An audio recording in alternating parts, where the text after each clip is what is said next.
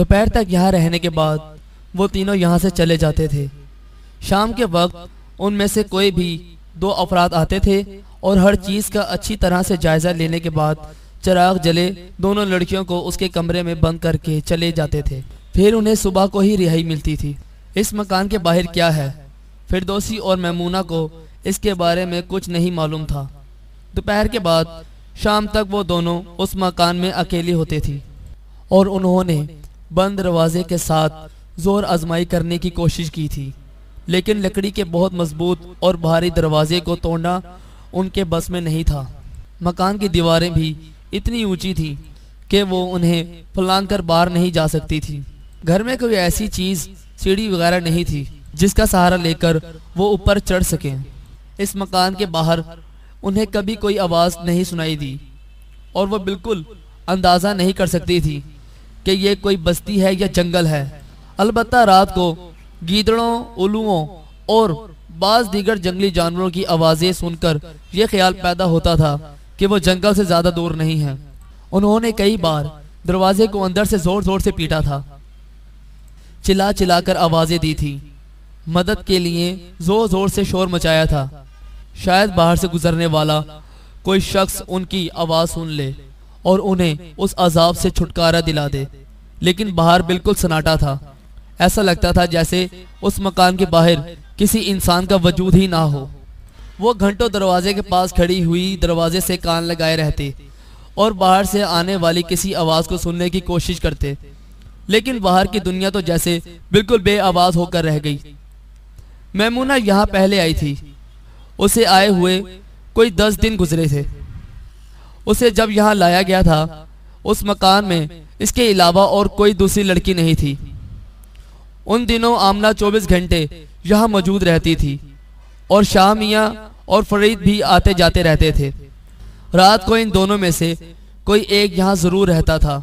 میمونہ رات دن روتی رہتی تھی اور ان لوگوں سے التجا کرتی تھی کہ وہ اسے گھر جانے دیں، لیکن وہ لوگ تو جیسے سنتے ہی نہیں تھے۔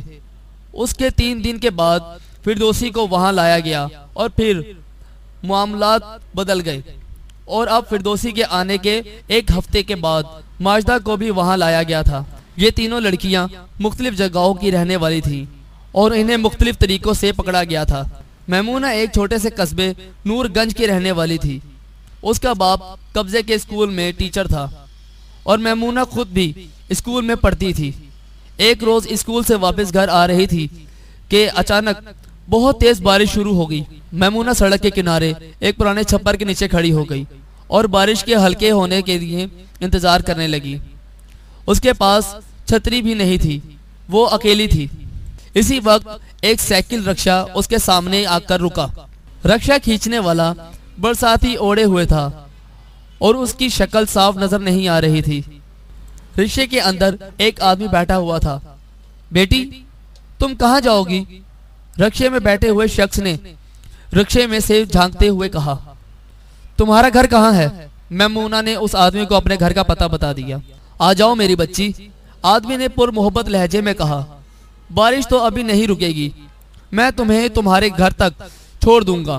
میمونہ کو اس نیک دل مہربان آدمی کی یہ پیشکش بہت اچھی لگی اور وہ جلدی سے سائبان کے نیچے سے نکل کر رکشے کی طرف آ گئی۔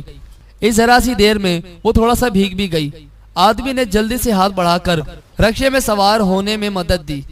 میمونہ بیٹھ گئی اور اس کے ساتھ ہی رکشہ وہاں سے چل پڑا۔ کس کی بیٹی ہو تم؟ میمونہ کے ساتھ بیٹھا ہوا آدمی اس سے نرم و شیریں لہجے میں گفتگو کرنے لگا۔ میمونہ نے اسے اپنے اور اپنے خاندان کے بارے میں بتایا۔ میمونہ 4تھی کلاس کی طلبہ تھی۔ شاباش، آدمی نے مسکرا کر اس کی طرف دیکھتے ہوئے کہا، تم بہت اچھی بچی ہو، میں تمہیں ایک خوشبو کا تحفہ دوں گا، اپنے ماں باپ کو دکھانا، وہ بہت خوش ہوں گے، تم پہلے ذرا اس خوشبو کو سونگھ کر دیکھو۔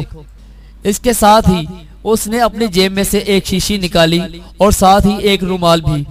اس نے شیشی کو کھول کر اس میں موجود خوشبو رومال پر چھڑکی اور پھر فوراً ہی وہ رومال میمونہ کی ناک پر رکھ دیا۔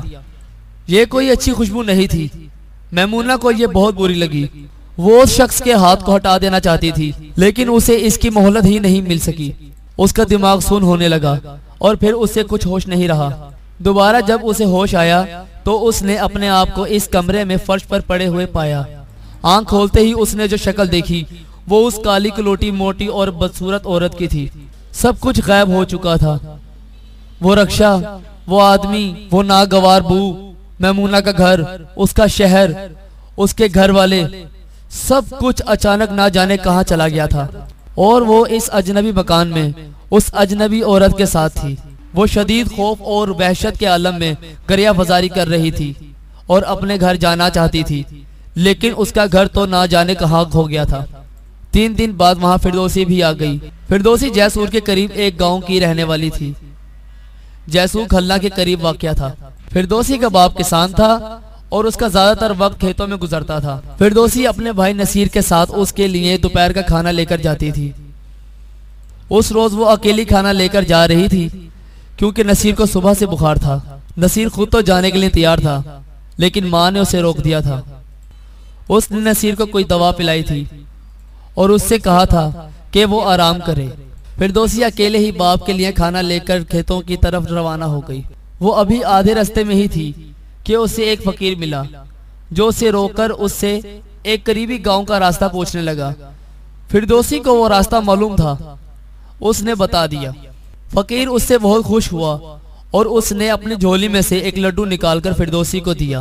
یہ فقیر کا تحفہ ہے بچی، فقیر نے مسکرا کر کہا، اسے کھا لو، ایسا لڈو تمہیں دنیا میں کہیں نہیں ملے گا۔ فردوسی نے فقیر کا دیا ہوا لڈو کھا لیا اور اس کے ساتھ ہی اسے بڑے زور کا چکر آنے لگا۔ اس نے اپنے سر کو دونوں ہاتھوں سے پکڑ لیا، اسے ایسا لگ رہا تھا کہ وہ گر پڑے گی۔ آخری بات جو فردوسی کو یاد تھی وہ یہ تھی کہ قریب ہی ایک درخت کے پیچھے سے ایک آدمی نکل کر اس کی طرف بڑھ رہا تھا۔ فردوسی کو جب دوبارہ ہوش آیا تو اس نے اپنے آپ کو اس اجنبی پر اسرار مکان میں پایا۔ وہاں اسی جیسی ایک اور ستم رسیدہ لڑکی میمونہ پہلے سے موجود تھی۔ فردوسی اور میمونہ کو اس مکان کے باہر کی دنیا کے بارے میں کچھ معلوم تھا، نہ ان تینوں افراد کے بارے میں جنہوں نے انہیں یہاں قید کر کر رکھا تھا۔ انہیں بس ان تینوں افرادوں کے نام معلوم تھے۔ دونوں لڑکیوں کو بالکل نہیں معلوم تھا کہ انہیں کیوں پکڑ کر قید کیا گیا ہے اور ان کے ساتھ کیا کیا جانے والا ہے۔ وہ زیادہ تر وقت روتی رہتی تھی، گڑ گڑا کر ان لوگوں سے پوچھتی تھی کہ ان کے ساتھ ایسا کیوں کیا جا رہا ہے اور انہیں ان کے گھروں سے کیوں الگ کر دیا گیا ہے، لیکن انہیں اپنے سوالوں کا جواب فراہم نہیں کیا جاتا تھا۔ ایک مستقل بے یقینی کی کیفیت تھی جس سے وہ دو چار تھیں، اور اب ان کے ساتھ ایک اور لڑکی بھی شامل ہو گئی تھی۔ ماجدہ کا دل ڈوبا جا رہا تھا۔ میمونہ 10 دن سے یہاں تھی، فردوسی 1 ہفتے سے تھی اور وہ خود گزشتہ شب یہاں آئی تھی۔ اس کا مطلب تھا کہ یہاں سے رہائی کے کوئی آثار نہیں۔ یہ لوگ ان تینوں کے ساتھ معلوم نہیں کیا کرنا چاہتے تھے۔ آگے تو اندھیروں کے علاوہ اور کچھ نظر نہیں آ رہا تھا۔ رات گزر چکی تھی، 2/3 کے قریب دن گزر چکا تھا، اور یہ سارا وقت تھا جو ماجدہ نے اپنی زندگی میں پہلی بار اپنے گھر والوں کے بغیر گزارا تھا، اور یہ سارا وقت وہ تھا جو اس کے گھر والوں نے اور ہاشم نے اس کے بغیر ایک مکمل بے خبری کے عالم میں گزارا ہوگا۔ ہائے ہاشم کا کیا حال ہوگا، وہ نہ جانے کس وقت کھلنا سے مادھو پور واپس آیا ہوگا، اکیلا تنہا برباد حالت میں۔ اس نے اماں اور بابا کو اس کے بارے میں کیا بتایا ہوگا، قیامت کی وہ رات کس طرح گزری ہوگی اور قیامت کا یہ دن کس طرح گزر رہا ہوگا۔ گزشتہ روز ہاشم کے ساتھ دیکھی ہوئی فلم کا آخری سین بار بار رنگ بدل کر نظروں کے سامنے ابھرتا تھا۔ دیوداس اور پاروتی آسمان سے ٹوٹے ہوئے ستاروں کی طرح ایک دوسرے سے بچھڑ کر نہ جانے کہاں گم ہو گئے تھے۔ دیوداس نے پارو کے شوہر کی حویلی کے باہر جان دے دی تھی اور پارو کو اس کی لاش دیکھنے تک کا موقع نہیں ملا تھا۔ تو پھر پارو کا کیا ہوا تھا؟ پارو کا کیا ہوا تھا؟ پارو کا کیا ہوگا؟ ماجدہ ایک دم سسکیاں لے لے کر رونے لگی۔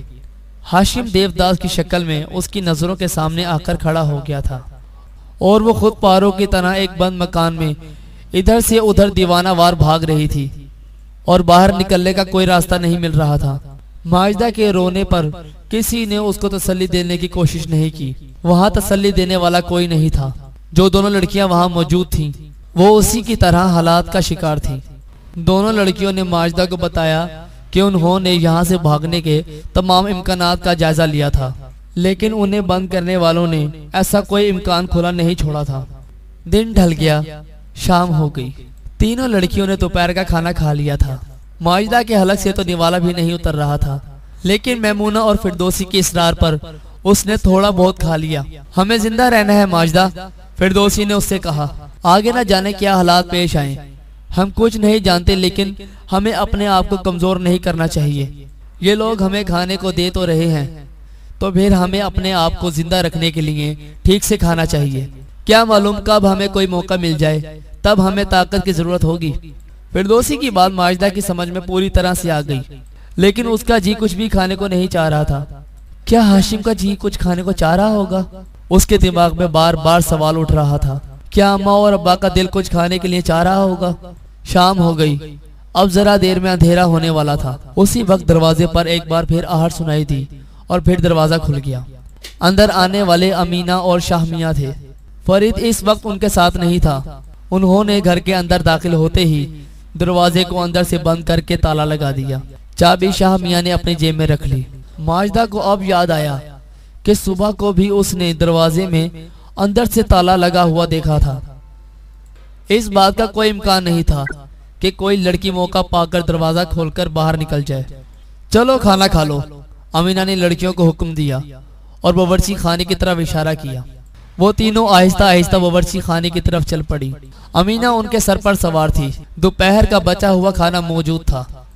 امینہ کے حکم پر چولہا جلا کر اسے گرم کیا گیا اور پھر ان تینوں لڑکیوں نے سر جھکا کر خاموشی سے کھانا کھا لیا۔ کچھ دیر کے بعد انہیں کمرے میں پہنچا دیا گیا۔ عورت نے اپنے ہاتھ سے لالٹین جلائی۔ اب خاصا اندھیرا پھیل چکا تھا۔ کمرے میں روشنی کی ضرورت تھی، لیکن امینہ نے لالٹین کی لو اتنی دھیمی رکھی تھی کہ اجالا تقریباً نہ ہونے کے برابر تھا۔ بس اب آرام کرو، امینہ نے لڑکیوں سے کہا۔ شاہ میاں بھی وہی کمرے میں آ کر کھڑا ہو گیا تھا۔ ہمیں گھر جانے دو امینہ چاچی، ماجدہ نے ایک بار پھر رقت آمیز لہجے میں امینہ سے التجا کی۔ ہمارے گھر والے ہمارے لیے بہت پریشان ہوں گے، مگر تم زندہ تو ہو، امینہ نے عجیب و غریب جواب دیا۔ تمہارے گھر والے چاہے یہ بات جانے یا نہ جانے، مگر تم زندہ تو ہو۔ گھر والوں سے ملنے کا وقت بھی آ جائے گا، ابھی صبر کرو۔ اس کے بعد امینہ اور شاہ میاں کمرے سے باہر نکل گئے اور دروازے کو باہر سے بند کر دیا گیا۔ قید خانے میں ماجدہ کی دوسری رات شروع ہو چکی تھی اور گزشتہ رات کا کچھ حصہ اور ایک پورا دن یہاں گزارنے کے بعد وہ کسی حد تک اس فضا سے مانوس ہو گئی تھی۔ دل کچھ ٹھہر سا گیا تھا۔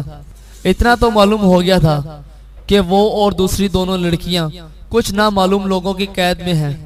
تینوں بہت دیر تک باتیں کرتی رہیں اور اپنے اپنے حالات سے ایک دوسرے کو واقف کرتی رہیں۔ بیچ بیچ میں سسکیوں اور ہچکیوں کی آوازیں بھی گونجتی رہیں۔ ہاشم کے لیے بے خبری کی دوسری رات شروع ہو چکی تھی۔ ماجدہ کے کلیجے میں ہونک اٹھی اور خدا جانے بے خبری کی ایسی اور کتنی راتیں اس کی اور میری قسمت میں اور ہمارے گھر والوں کی قسمت میں لکھی ہیں۔ وہ رات بھی کسی نہ کسی طرح گزر گئی۔ ماجدہ کو نیند بھی آ گئی تھی اور صبح کو جب وہ سو کر اٹھی تو اس کو اس بات پر قدر حیرت ہو رہی تھی کہ وقت بھی کتنی عجیب چیز ہے کہ بس گزرے چلا جاتا ہے۔ اس بات سے بالکل بے خبر، بے پرواہ اور بے نیاز کہ لوگوں کے ساتھ کیا کچھ ہو رہا ہے اور کیسے کیسے ہولناک صدمے انسانوں کو کھائے جا رہے ہیں۔ اس 9 سالہ بچی کو اپنی زندگی کے سب سے پہلے شدید صدمے سے دوچار ہونا پڑ رہا تھا اور وہ ایک خوفناک تجربے کی آگ میں جل رہی تھی۔ دوستو، ہمارے چینل FS اردو سٹوری کو سبسکرائب کریں اور بیل نوٹیفیکیشن کو آن کریں تاکہ ہماری تازہ اپڈیٹ آپ تک پہنچتی رہے۔ اگر آپ کو ہماری ویڈیو پسند آئے تو اسے لائک کریں، کمنٹ کریں اور اپنے دوستوں میں شیئر کریں۔ شکریہ۔